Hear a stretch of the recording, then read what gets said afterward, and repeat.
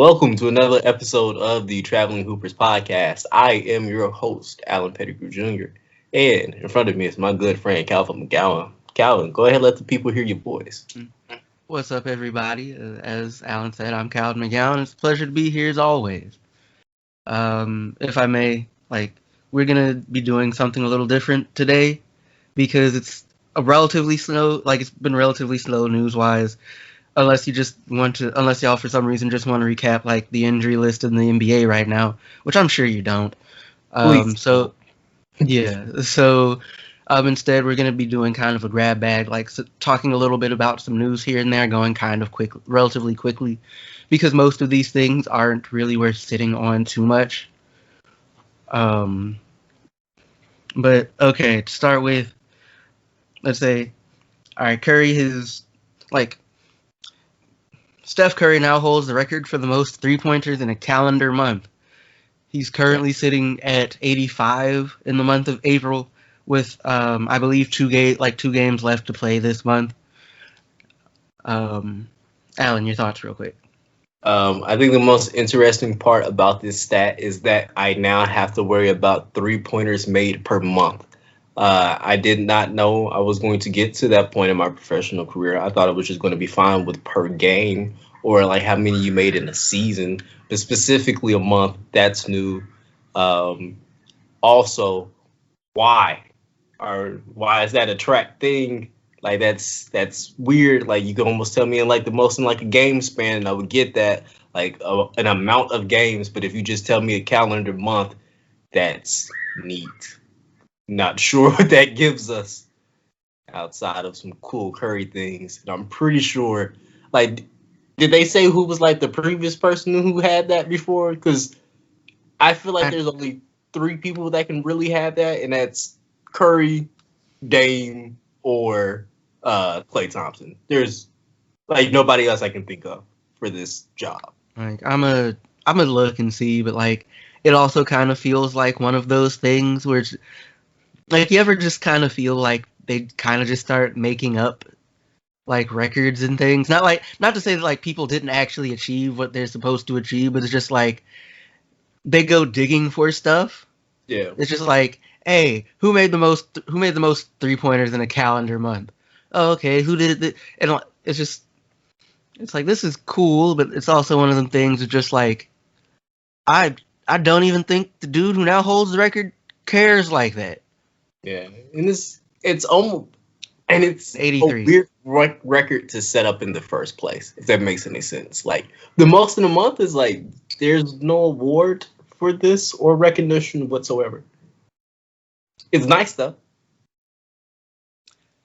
Something I do wonder though is how do you find all of these records that aren't in the record books? Nerds. If you're a numbers nerd, all of the statistical databases we have, that's literally just seems like a waiting game. And producers are also really good at kind of making storylines. You got to be looking really hard to be this is the most in the month. Be all right, yeah, okay, that's interesting that you tracked that. That's nice. All right, so apparently there are currently 10 NBA referees sidelined as a result of COVID protocol. All right, I gotta make the joke again. Ref orgy, quickest way, or quickiest way to get them all out of the paint. Yeah, yeah. Yeah. It's that's strange. Did they all come from the same city or something? I know that's still a lot of people on a ref staff at 10. Admittedly, I didn't look too. I actually meant to finish reading the article because it also brought up how I guess GMs have been having issues with the quality of the refereeing. But my understanding is while I guess there are some I think a lot of them are newer referees, some of them are veteran, whatever. But and a number of them are due to you would have reffing in the playoffs and stuff. But my understanding is they will they'll be back in time for the playoffs. Whether or not that's a good thing or not is up for debate. But they'll be back.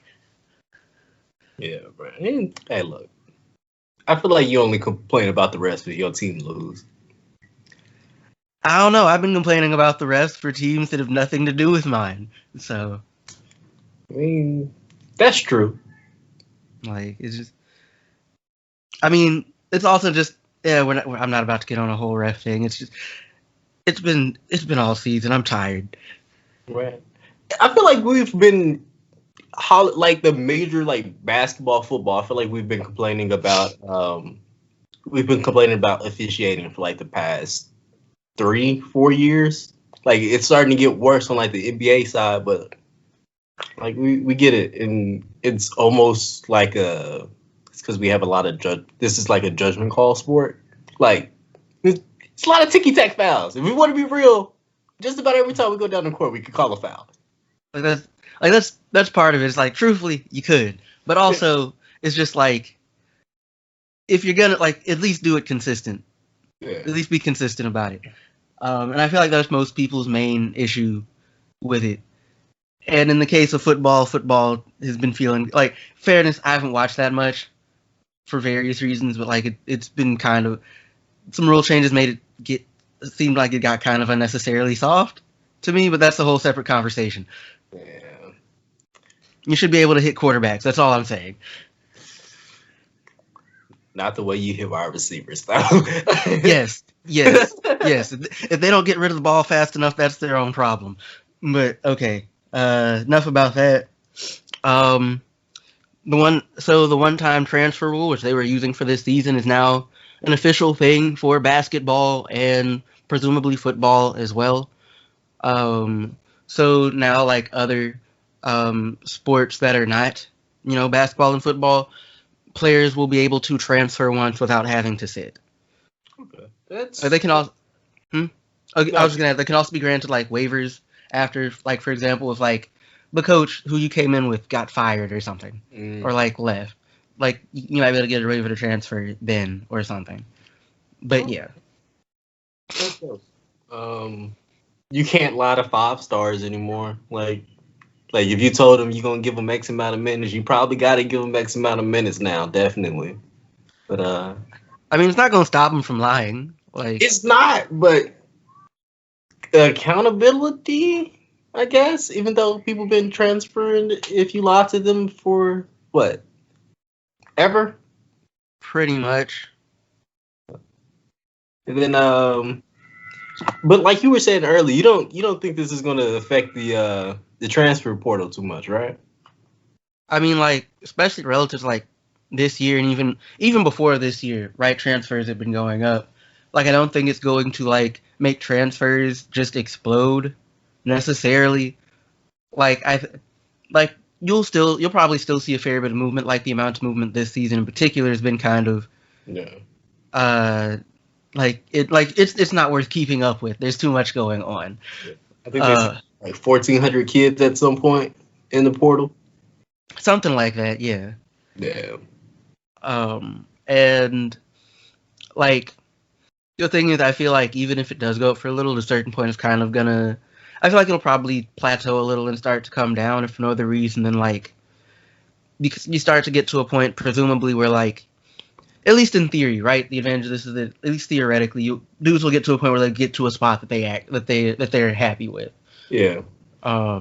Or like, whether or not that means they're getting a whole bunch of playing time, or they're closer to family, or whatever the millions of reasons a kid may transfer.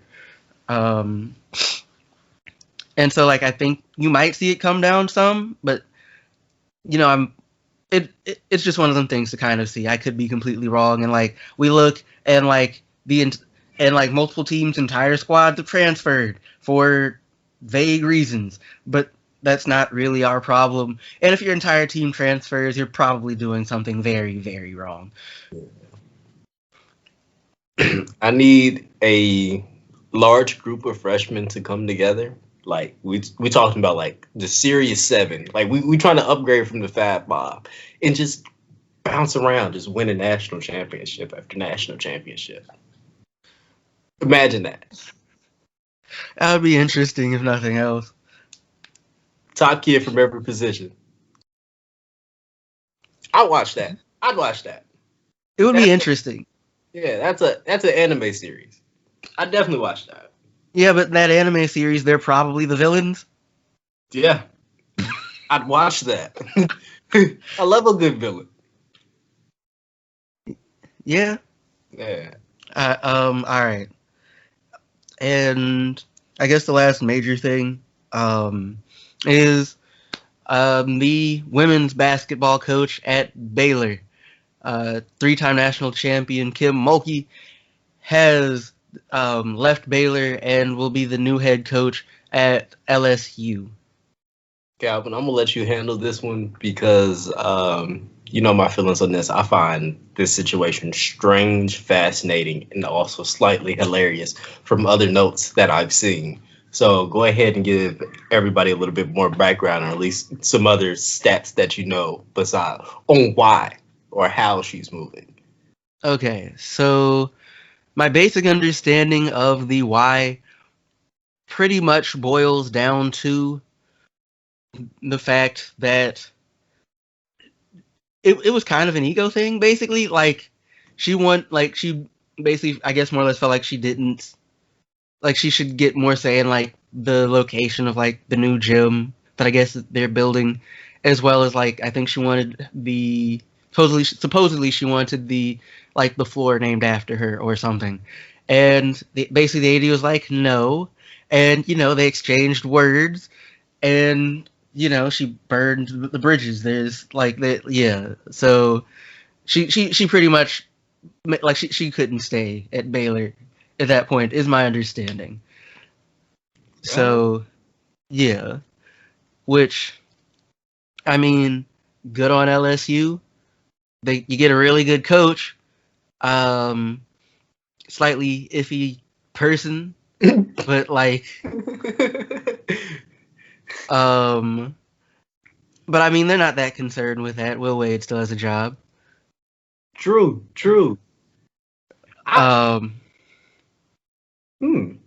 You know, Baylor is one of those fishy schools too, where they don't really care about a lot of things. I'm Funny, vaguely aware, from like, school to school. but like it's also just like it'll just kind of be a harder job Oh yeah, because definitely. like the women's SEC is pretty serious. Um, so like it's a tougher conference. Um, You got to recruit against all the big dogs. yeah. Like she'll probably be fine, but it's and like my understanding is like she's from Louisiana. Mm. Um, but like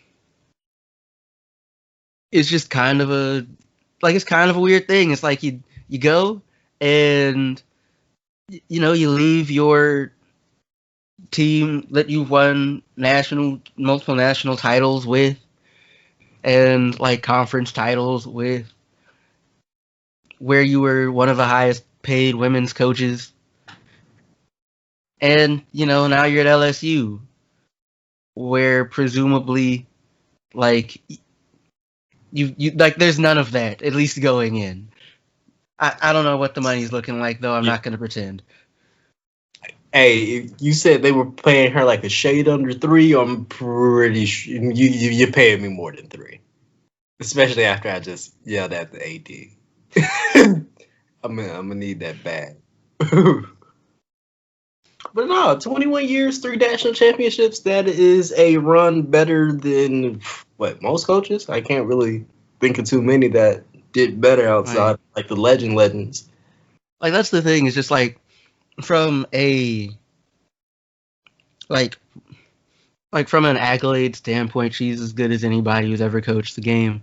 Yeah, Like, and like I was trying to look for like a men's coaching comp, right? In terms of like, and like I think the closest I could think of, like when I looked at like, okay, who's got rings for real? It's like Jay Wright, who like he's got two, yeah, right? But like I think he's, unless like there's especially particularly with the retirement of Roy Williams, Jay Wright has the most rings out of any active coach not named Coach K. Mm.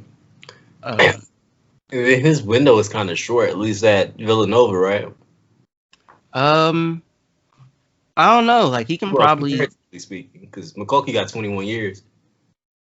Before I tell you something wrong, Because because I almost certainly will if I say anything right now. I know Wright's been there at least since I want to say 2013, because he recruited Jalen Brunson. And He's been there since '01. oh one, oh okay, Yeah. so, yeah, no, close. He got to Uh, next year. Yeah. But like, he's already coaching in the state that like he played his basketball in and is from. So I want to be like, it'd be like if Jay Wright did such and such, but it's just like Jay Wright's already doing that basically.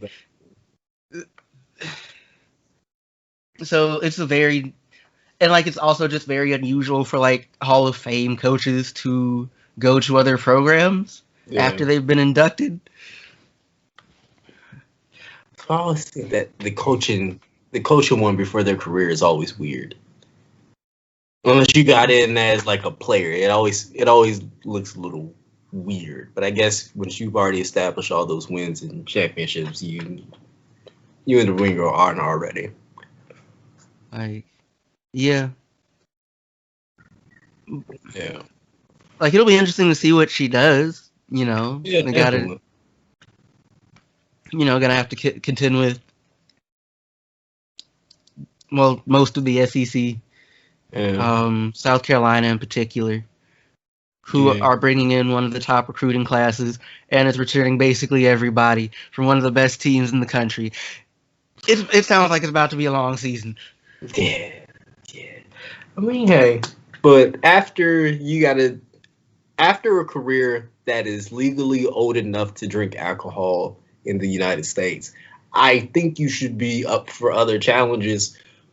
Mainly because I also think you've made enough money where your success at this point doesn't really matter. Like, it would be really good that you do just as well or win like a national championship, but nah, you already like in the history books in kind of goated. You ain't gotta do much else. I mean, I guess, but I feel like at that point, right, I've made a lot of my money anyway. So it's just like I'd assume if I was in her position, right? Well, in fairness, if I was in her position, I'd be trying to stay at the spot that like I got my championships at, just because like why would I want to go somewhere else at that point? Because but like I would I wouldn't be that concerned about money because like if I didn't have the money that I had built up over like the last 20 years, I'm doing something wrong. And in fairness, this probably isn't real. This, of course, isn't about money either. But it's it's still just kind of wild. And of course, now you got to figure out who's Baylor's new head coach because Yeah. there's a major vacancy open now. Oh, Calvin, you were saying this earlier. Baylor fans, any idea you have of getting Adia Barnes, I'm gonna need y'all to go ahead and wake up. Stop drinking whatever juice you drinking that's not good for you. It's not sitting well in your stomach, your spirit, your mind, whatever that got you feeling crazy. That young coach that is also at her alma mater just made the Final Four for like the first time in like a while for Arizona. No, I think it was the first time ever for the school, first time, at least first time ever. for the women. No. You go ahead and go. You're gonna have to. That's millions, right? At that point, At that's the more. very like That's to more get than her to think about it. yeah. That's more than what old girl made. Yeah, and you got to bring all that pressure of like replacing that. No, you paying me for the stress, baby. Yeah. And I'm gonna be bad on purpose. So I get that buyout. I'm gonna go back to Arizona. That would be wild and dumb. It is what it is. It Arizona would be got entertaining though. But yeah. I feel yeah, like they're you not. should be sued if you do that though. But be trash just so you can go back to the job you had before. Yeah. Right? Just, You got finesse. That's on you. it's like it'd be such a specific situation. I'm not even sure what you do with that. Yeah. But I think that's pretty much everything. Oh, well, this isn't really worth talking about too much, but like, well, the Lawsons are coming to Memphis. Tyler Harris is coming back to Memphis. The kid who was coming from Hampton will not be coming from Hampton to Memphis anymore. Yeah, yeah. I'm just, it just doesn't. I'm just confused. This is nonsense. Transfer portal, baby. But other than that, that's pretty much all I got. Yeah. All right. If that is the case, Calvin, I believe we are out of here. So with that being said, thank you for tuning in to another episode of the Traveling Hoopers podcast. I have been your host, Alan Pettigrew, but the man who did all the heavy lifting today, his name is Calvin McGowan. Calvin, go ahead and tell the people side. Once again, I'm Calvin McGowan. It's a pleasure to be here as always. If you are joining us on YouTube, like, share, and subscribe. And of course, you can listen to us wherever you listen to your podcasts. Yeah, I can't really think of anything for real. It's just like the transfer portal is too wild to pay attention to. Dudes are hurt, refs are out. It's both a very strange and very dull time to pay attention to basketball. Yeah, y'all need to go ahead and get on that AAU. AAU's been pretty fun. That's it. More work coming out later.